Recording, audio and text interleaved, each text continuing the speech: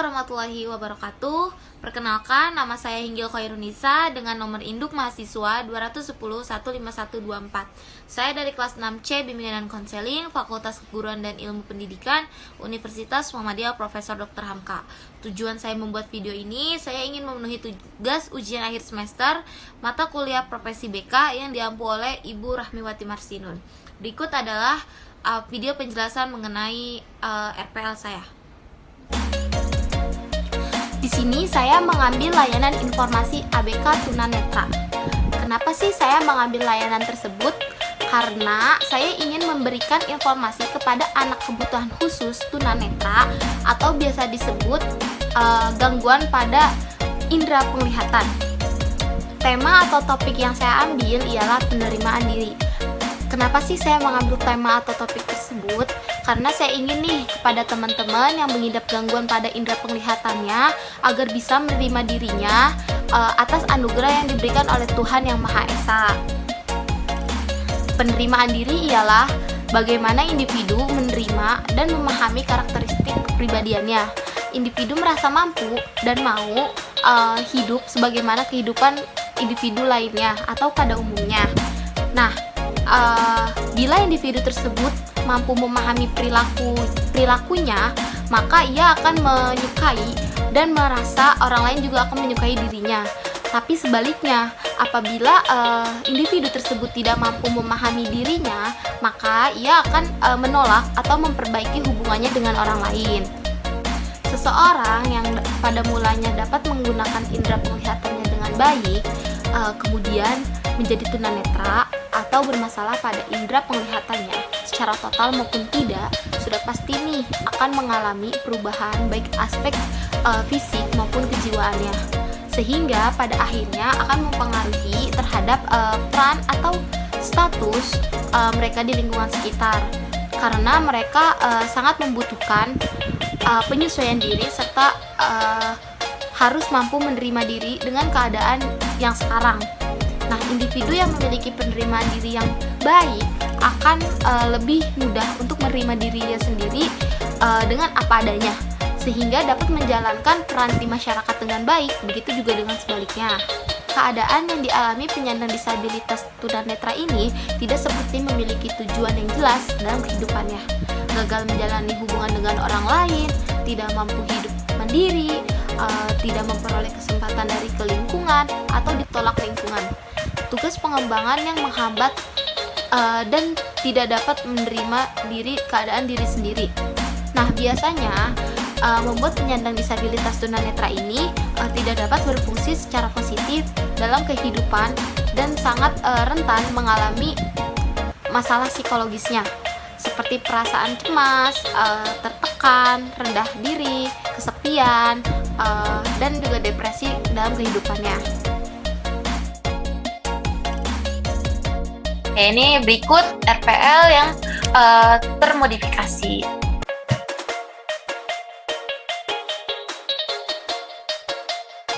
Baik, di sini saya ini salah nih. Dan yang buat yang ini salah, nanti saya ganti lagi. Pribadi, penerimaan diri, pemahaman, kelas 11 SMA, sekolah inklusi atau kelas reguler. Nah, anak ABK tunanetra. Alokasi waktu yang saya gunakan ialah 1 kali 45 menit. Nah, di sini sudah saya jelaskan anak inklusi ini apa, sekolah reguler juga itu apa, dan anak tunanetra itu juga apa. Nah, berikut tujuan pelaksanaan layanan saya. Pertama ini saya ingin peserta didik atau konseli dapat memahami pengertian dan tentang penerimaan diri. Yang kedua ini, peserta didik atau konseli dapat menerima peserta didik sebagai anugerah dari Tuhan. Yang ketiga, peserta didik atau konseli dapat bersifat positif terhadap diri sendiri. Lalu yang terakhir, peserta didik atau konseli dapat memahami dirinya dan menerima dirinya atas apa yang telah ditakdirkan oleh Tuhan. Baik, di sini ada media atau alat yang saya gunakan. Saya berdiskusi, ceramah, lalu tanya jawab. Lalu alat media yang saya gunakan ialah perekam suara, tongkat, dan lonceng. Mengapa saya menggunakan perekam suara? Karena agar mereka langsung bisa mendengarkan. Saya akan buka terlebih dahulu. Oh, nanti itu ke tahap langkah-langkahnya ya. Tongkat dan lonceng itu gunanya untuk ketika nanti teman-teman ingin berpresentasi ke depan, teman-teman bisa menggunakan tongkatnya. Lalu lonceng ini untuk aba-aba, begitu teman-teman. Baik, di sini ada langkah-langkah kegiatannya. Oke, tahap awal saya membuka dengan salam dan menanyakan kabar.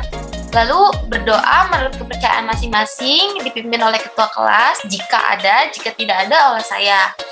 Lalu perkenalan antara peserta didik dan guru BK. Jadi di sini karena saya masih calon guru BK, jadi saya ingin memperkenalkan terlebih dahulu dan berkenalan. Gitu. Lalu guru BK menyampaikan tujuan pemberian layanan BK. Lalu menanyakan kesiapan kepada peserta didik. Jadi siap gak nih mereka untuk mengikuti kegiatan tersebut ini, gitu, kegiatan bimbingan, kegiatan layanan ini. Gitu. Lalu di sini ada tahap inti. Nah, bisa dibaca tahap intinya seperti apa. Nah, jadi di sini tahap intinya ini pertama saya akan menjelaskan terlebih dahulu nih bahasan yang topik sekarang ini, gitu kan, topik yang akan dibahas pakai alat yang sudah siapkan, yaitu pakai perekaman suara. Lalu peserta didik mengamati bahasan tersebut. Lalu peserta didik yang ingin bertanya dipersilahkan, karena kan peserta didik ini hanya tuli ya, hanya buta tidak tuli, maksudnya hanya mengidap gangguan mata, jadi dia masih bisa untuk mendengarkan. Lalu guru BK mempersilahkan memberikan tugas praktek kepada peserta didik, yaitu tugasnya ini bagaimana caranya agar kamu bisa menerima diri di lingkungan kamu dan juga di sekitar kamu. Lalu setelah itu peserta didik dipersilakan untuk berdiskusi dengan dirinya.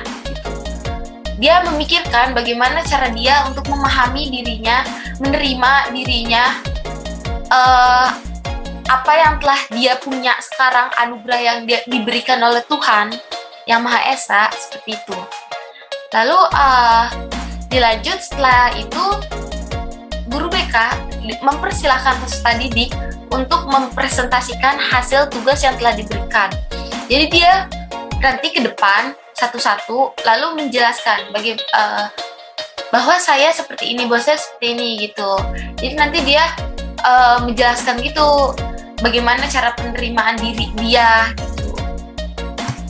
Lalu di sini tahap penutup, guru BK mengajak peserta didik untuk membuat kesimpulan, apresiasi, motivasi, dan juga kepada peserta didik. Lalu guru BK juga menginfokan bahwa kita akan ada pertemuan selanjutnya dan juga menyampaikan pesan dan kesan. Dan pesan dan kesan atau harapan ini,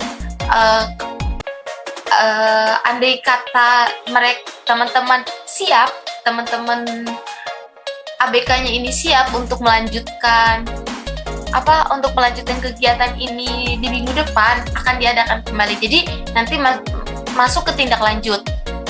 Lalu guru BK mengakhiri dan berdoa dengan salam. Nah, di sini ada evaluasi saya. Pertama ini evaluasi proses.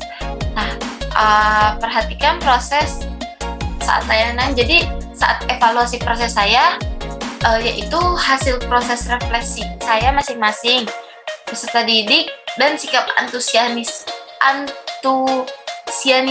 peserta didik dalam mengikuti kegiatan ini. Lalu evaluasi hasil saya setelah pengakhiran kegiatan layanan ini, saya akan mengevaluasi seperti pentingnya topik yang dibahas, cara penyampaian saya yang menarik, atau suasana yang menyenangkan.